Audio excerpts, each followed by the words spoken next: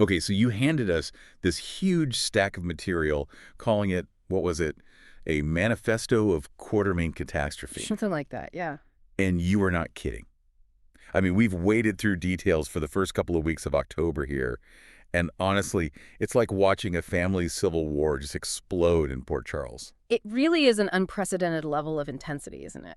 What we're doing today is really focusing just on the story itself, the narrative details for October 2nd through the 10th. Right.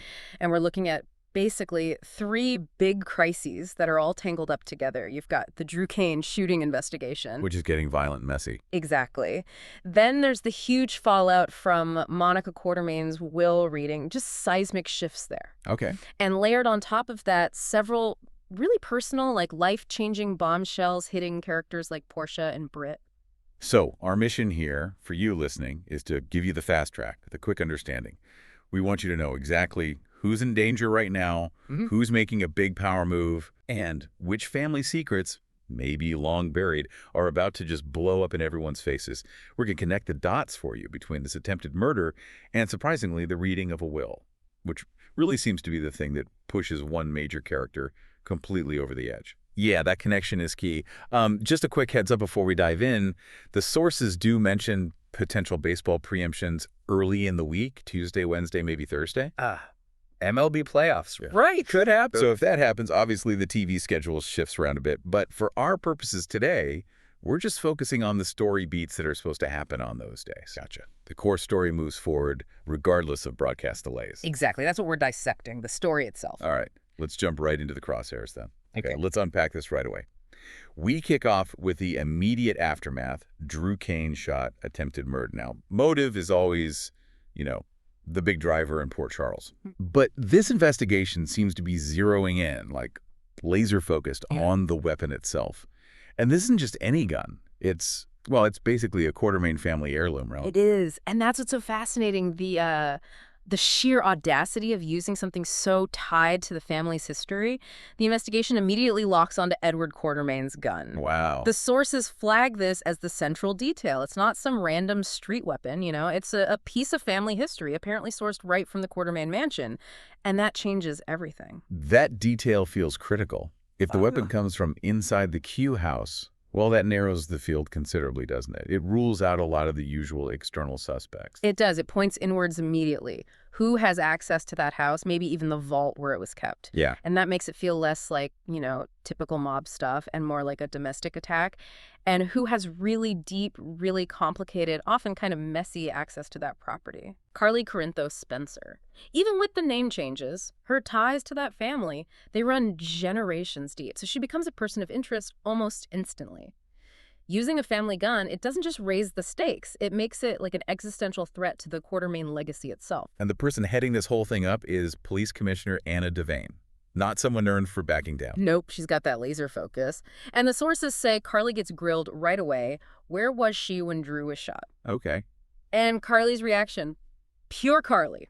Total defiance. She gives this defensive clapback, basically telling Anna, and this sounds so typical, do your job and stop trying to pin this on the obvious suspect. But, okay, if she feels innocent, why jump straight to being defensive like that? And why is Anna apparently so suspicious of her alibi? What's the issue there? Well, Anna's got good reason to be suspicious. The sources really highlight this. Carly's alibi comes from Jack Brennan. Jack Brennan. Okay, wait. The international man of mystery, questionable ties. That Brennan, exactly. So his involvement immediately makes you question how solid that alibi really is. Is it real? Is it a conspiracy? Is he just covering for her? Yeah. For Anna, that's a huge red flag. It suggests Carly might be hiding something. Or, someone. But the thing that could really push Carly from just person of interest to, like, prime suspect territory, it's the threat, right? The threat she made against Drew. That Elizabeth Weber supposedly overheard. That's huge. It's the crucial link connecting that past anger to the present danger. If Anna can actually confirm that Liz overheard Carly make a direct threat on Drew's life, well, suddenly Carly has means access to the Q gun opportunity, that dodgy alibi and motive of the documented threat. The police don't necessarily need to prove she pulled the trigger herself. They just need to show she was involved, maybe orchestrated it, or just had that level of rage. So the heat is definitely on Carly. But, okay, there's another Quartermain adjacent figure caught up in this too, right? Michael Corinthos. Yeah, and this is where it gets interesting. It's driven by Tracy Quartermain's just intense, like almost pathological hatred for Drew Kane. Okay. Tracy apparently knows for a fact that Michael was outside Drew's place right around the time of the shooting. That's massive circumstantial evidence. Wow. And Michael, I mean, he's no stranger to legal problems himself. Yeah. But he apparently pushes back. He basically dares Tracy. Yeah, he calls her bluff, tells her straight up, if you're so sure, go tell the cops. Which raises the obvious question. Why doesn't Tracy go to the cops? If she hates Drew so much, wouldn't letting Michael take the heat be like a win-win for her, get rid of two problems at once? You'd think so. It looks like a 2-for-1 special. Exactly. But her motivation seems, well, more complicated. It's twisted. She hates Drew, sees him as this, like, interloper messing things up. Right. But she also has this weird, warped sense of loyalty to the established Q bloodline. And Michael, you know, Sonny's son, but raised in the mansion, he represents that, sort of. So the sources are pretty clear. Tracy actually promises to cover for Michael. She makes herself an accessory after the fact. Whoa, why? Purely for the satisfaction of getting leverage over Michael and also to keep sticking it to Drew. It's about revenge on Drew. She'd rather control the situation, manipulate it, than just let the police sort it out cleanly. Okay, so Tracy's putting herself at serious legal risk just out of spite and revenge. That's intense.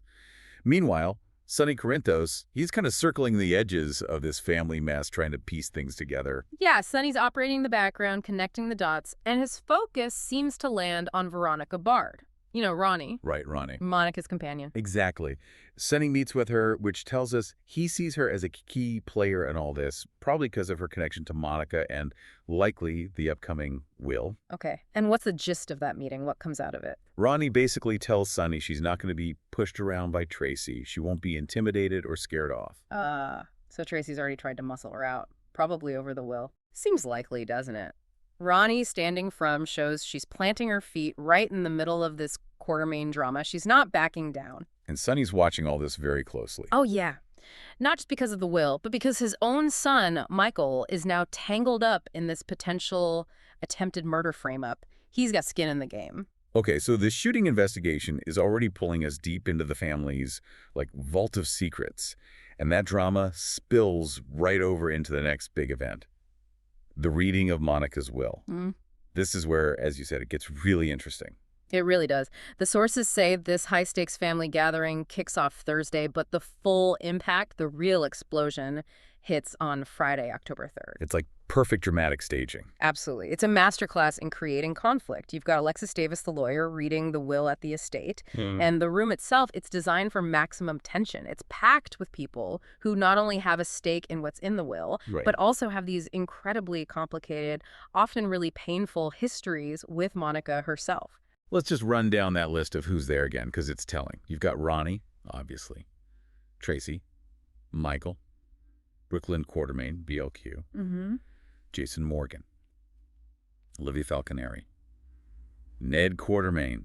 That seems to cover the main family branches, right? It does, but then there's the one attendee who immediately makes you go, wait, what? Sonny. Sonny Corinthos, he's the ultimate wild card here. Why is Sonny sitting there alongside the, the core Quartermain family? My first thought is Alexis must have told him to be there. Yeah. Which would imply, what? He's actually in the will? Oh. Or maybe it affects one of his kids directly? That's precisely the speculation. That Alexis invited him because he's named, maybe as a beneficiary, maybe a trustee for Michael or something. Given Sonny's history with the Qs, I mean, he's tried to kill them, save them, marry into the family, father children with them. Yeah, it's complicated. Any kind of inheritance or formal role for him would be absolutely explosive. It would be symbolic of just how intertwined he's become with them over the decades. And naturally, where there's big money, there are lawyers gearing up for a fight. Tracy's already preparing. Oh, yeah. We're looking at a high-powered legal battle brewing before the ink is even dry on the will, practically. The rumor mill suggests Martin Gray, eccentric but effective. Right, Martin. He's expected to represent Ronnie.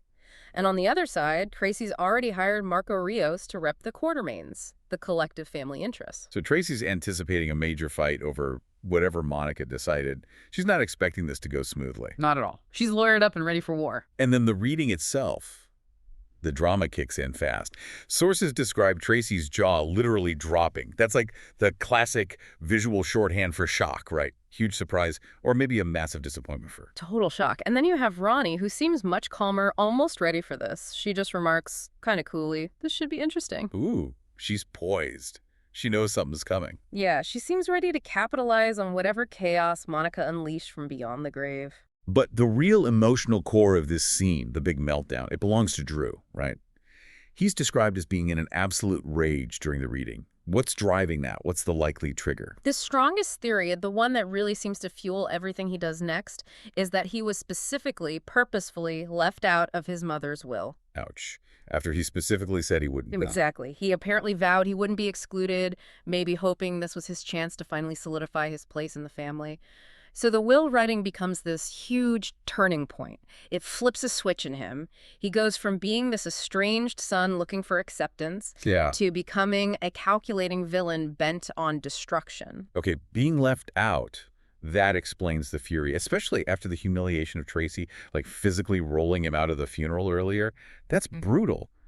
But is there any chance this is part of some weird scheme by Drew, like he wanted this outcome? It's possible, maybe to gain sympathy or something. Yeah. But the sheer intensity of the rage described, it sounds genuine, like deep personal injury. And regardless of why, the sources seem clear on who does benefit. The people Drew sees as his biggest rivals, Jason Morgan and Michael Corinthus.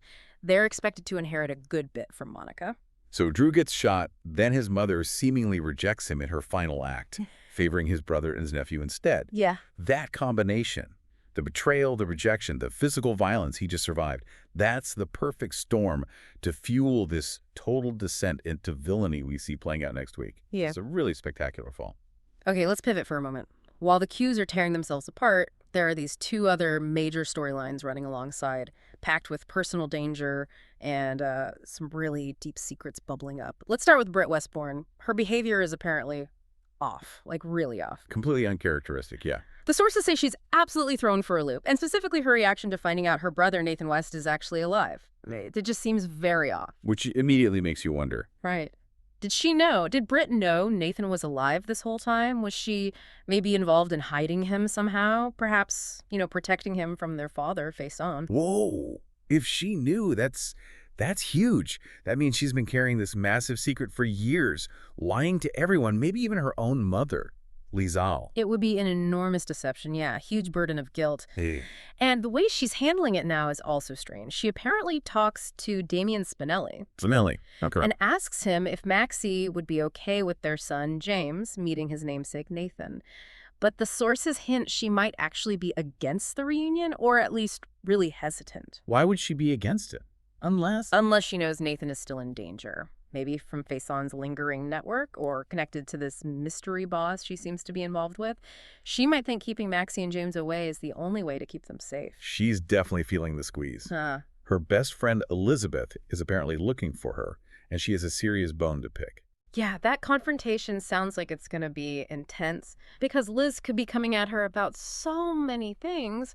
Britt's weird behavior, her job back at the GHER, maybe something specific about Nathan or Jason, or even Britt's whole fake death thing. Right. Britt's getting pressure from all sides, left and right, as the source puts it. Her carefully built walls seem to be crumbling. And it's not just personal pressure, it might be professional too. Or, well, maybe underworld professional. The mystery boss might contact her again. That's what the sources suggest, which implies she is caught up in some kind of secret operation, or maybe something she inherited from Faison, or maybe working against his legacy. And Nathan showing up alive throws a massive wrench into whatever that operation is. Okay, so Britt's world is imploding. Yeah. Meanwhile, Alexis Davis is facing, immediate physical life or death danger. Yes, and Ava Jerome arrives with, quote, perfect timing. Thank goodness for Ava. What happened? It sounds terrifying. Ava walks in on Rick Lansing, who's clearly not okay, acting under extreme duress or maybe just pure malice, holding a knife to Alexis's throat. Oh my God, Rick. Seriously. Ava's arrival interrupts it, prevents something potentially fatal right then and there. She's heroic in that moment. But the psychological impact on Alexis. Oh. Wow. The sources say this is expected to trigger flashbacks to Julian. Exactly. A flashback to when Julian Jerome did the exact same horrifying thing to her years ago. Oh, I remember that. That was devastating. It was a deliberate, traumatic echo. For anyone who remembers that storyline, Julian holding that knife to her throat was one of the lowest, most painful points in Alexis's history. It shattered their relationship completely. Yeah. So Rick doing this now, it's not just physical danger. It taps right into that deep-seated trauma, that memory of betrayal and terror. It connects Rick's actions directly to Alexis's long, dangerous history with the Jerome family. And the fact that it's Ava, another Jerome, who steps in to save her this time. It's incredibly powerful, isn't it? Yeah. Ava interrupting this cycle of violence that men often linked to her own family have inflicted on Alexis. It's a really significant moment. Okay, so we've set the stage. Utter chaos. The shooting, the will, Britt's secrets, Alexis's trauma. Now let's move forward into the next week, October 6th through 10th. How does all this escalate? Because it sounds like it's about to go nuclear. It really does. The investigation into Drew's shooting ramps up immediately. The fact that Edward's gun was used leads to swift action. Chase and Anna serve a search warrant. Where? The Q mansion. Has to be, right? Highly likely, yeah. Given the gun came from there, that's the logical epicenter. The PCPD is definitely making progress, trying to gather forensic evidence. Finding that gun is key. There's a catch. The sources seem skeptical that they'll actually catch the right person. Yeah, there's a strong suggestion that while the police are closing in on an arrest, they have serious doubts it'll be the actual shooter. Okay, so who's potentially taking the fall? This is where it looks really bad for Michael Corinthos. He seems perfectly positioned to be the fall guy. Why him specifically? Think about the evidence, even if it's circumstantial. He was outside Drew's place, we know that. The weapon is Edward's gun, from the Q house, which Michael has access to. Right. The whole case could hinge on finding that gun and seeing whose fingerprints are on it. And if Drew is actively trying to frame him, this plays right into Drew's hands. That rage Drew felt after the will reading. It's translating into action. His top priority now is framing Michael, while the police are closing in. Seems like it. But before that fully plays out, Carly has her own fires to put out. She's been grilled by Anna. Because of the dodgy Brennan alibi. Exactly. So now she needs to figure out who snitched, who told Anna about the threat she made against Drew, and her suspicion lands squarely on Elizabeth Weber. Liz again. Okay, so Carly confronts her. Looks like it. She suspects Liz is the one who told the police, which led directly to Anna questioning her and Brennan's story. And Carly and Liz, they have history, like major history. Oh, yeah. Decades of bad blood. This isn't just a minor disagreement. Their past is incredibly contentious, really rocky, mostly centered around their battles over Jason Morgan. Right. Huge betrayals there. Massive betrayals on both sides. The sources note this confrontation is the perfect spark to just reignite that whole historic rivalry. It injects all this deep, personal bitterness right into the middle of a murder investigation. Okay. Meanwhile, Alexis, even after her own near-death experience with Rick, she's still trying to help. She issues a warning to Sonny. Yeah, even reeling from that trauma, she seems to have the clarity to warn Sonny, given her legal role with the will and just, her moral compass. What's the warning likely about? The sources strongly point towards it being about the Drew shooting, and specifically Michael's very shaky alibi. She knows Michael's exposed. Which puts Sonny in a terrible spot. He has to protect his son, but the person potentially framing him is his own nephew, Drew. Exactly. An impossible position. Right, let's get to it. The most shocking thing happening this week. The moment Drew apparently crosses the line, we know he's furious after the will, wants to destroy Michael, wants to destroy Tracy. He is, quote, out for blood. The sources are really clear. This isn't just anger anymore. This is a full character demolition. Drew is determined to, quote, hit an all-time low and do the nastiest thing we've seen yet. Nastier than trying to frame his nephew for attempted murder. Yeah. What could be nastier? It's about how he goes about destroying Michael's life. This isn't just about prison. It's about total annihilation. The peak of this villain arc comes when Chase delivers some absolutely shocking news to Willow Tate. Okay. What's the specific revelation? What's the nastiest thing? Chase tells Willow that there's evidence Drew bribed the judge in the custody case, the case against Nina, to ensure Michael got custody of the kids. Wait. What? Drew bribed the judge. So Michael's victory in that custody battle? It wasn't legitimate. That's the implication. It suggests Drew corrupted the entire legal process just to achieve his own desired family outcome with Willow and the kids. It completely undermines Michael's win and paints Drew as someone willing to manipulate the justice system itself. So, hang on. Drew is actively trying to frame Michael for shooting him. And at the same time, he's revealing this bombshell that destroys Michael's relationship with Willow by proving he corrupted the system that was supposed to protect their children. That's the nuclear option right there. It's devastating. Even if Michael somehow dodges prison for the shooting, Drew ensures the very foundation of his life with Willow is utterly demolished. How does Willow react? Absolute despair, according to the sources. And they predict she'll probably believe it because, as they know, that does sound like a Drew thing to do. Wow. Remember, his whole focus, it was always about having that perfect little unit. Willow, him, Scout. This reveal suggests he'd stop at nothing, not even corrupting the courts, to get that. Okay. So while the Quartermains are basically eating each other alive, Portia Robinson is dealing with something completely separate but equally life-altering. Totally separate track, yeah. A huge personal development for her. First, Isaiah Gannon seeks her out.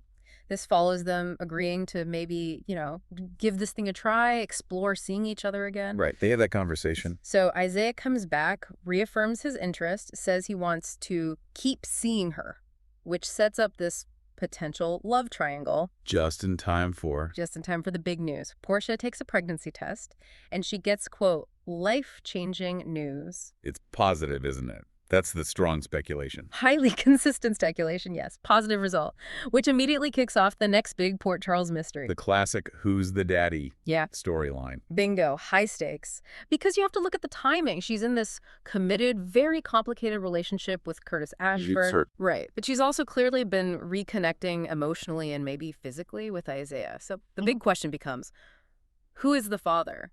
When did conception happen? What does this mean for Portia immediately? What does she have to do? Well, she's got this huge secret now. She says to figure out her next steps, fast, confirm the paternity privately somehow, plan for the pregnancy, and then make that massive decision, does she tell the father? Especially if the father isn't Curtis. Oh, man. That secret alone could just shatter her entire current life. Her marriage to Curtis, her dynamic with Taggart. Everything. Absolutely. It redefines everything. And the irony is, while she's grappling with this enormous personal crisis, Curtis, still her partner for now, comes to her with a theory about the shooting. Oh, the tragic irony. Exactly. He's still focused on the criminal investigation, sharing ideas about who shot Drew, what the shooter's motives might be, totally oblivious that Portia's holding this secret that's about to dwarf everything else for him. Okay, just a couple more things happening this week to round out the picture. Gio Palmieri, BOQ, and Dante's son. He's making a move. Yeah, a potentially positive one. Sounds like he might be moving back into the Quartermain mansion. Oh, why? The idea seems to be it would give his parents, BLQ and Dante, more consistent access to him, maybe a small bit of domestic stability amidst all the Q chaos. Okay. And Brennan, Jack Brennan, he meets with Jocelyn Jacks. This sounds tied back to the shady stuff. Definitely seems connected to the underworld operations. The meeting could be about a couple of things. Maybe discussing Britt Westbourne's sudden departure, if that's linked to Brennan somehow. Or more likely, it's Brennan laying down the law again, reiterating his order that Joss must stay away from Vaughn. Ah, because they might be sneaking around. That's the worry. Are Joss and Vaughn trying to defy Brennan behind his back? If so, they're putting themselves in serious danger. Brennan is not someone you cross. And finally, back to Brett. She's forced to take some kind of action. Get tough. Yeah, her off behavior, the pressure, it's leading somewhere. The sources say she's compelled to get tough with somebody. Lulu. Carly. Given the context, Nathan seems like the most likely target for that confrontation, especially with the implication she might have known he was alive, maybe was involved in hiding him. Right. She needs answers from him. Is he bringing Faison's dangerous legacy back into their lives? Does she need to push people away to protect them? It feels like a major confrontation is brewing there. Hashtag tag outro, hitro. Okay. Wow. So let's try and wrap this up.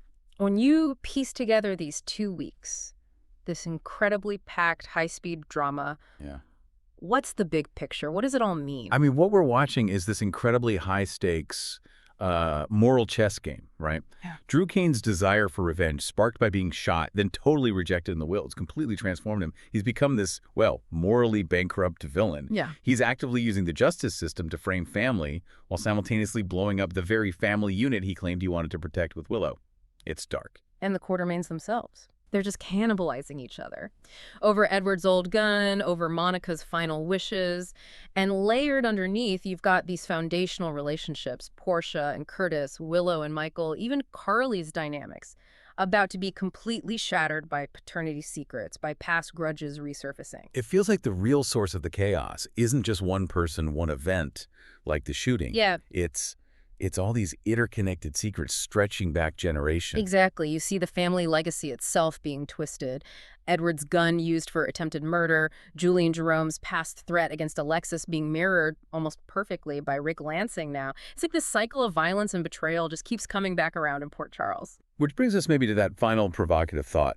Thinking about Drew specifically, his spectacular fall, his determination to hit this all-time low, framing Michael, exposing the bribery to Willow, these aren't just impulsive acts, they're calculated systemic betrayals. Right. So the question becomes, is there a moral line in this world in Port Charles that once you cross it, there's no coming back? Is Drew crossing that line? And maybe more specifically for Drew, if he succeeds. If he frames Michael, if he destroys Michael's relationship with Willow, the person he supposedly valued above everything, what part of himself does he lose forever in doing that? Yeah. What's left of the man he thought he was or wanted to be? And how does anyone live with causing that level of destruction? That's really the question looming over the whole Quartermain family as this investigation and all this fallout continues to unfold.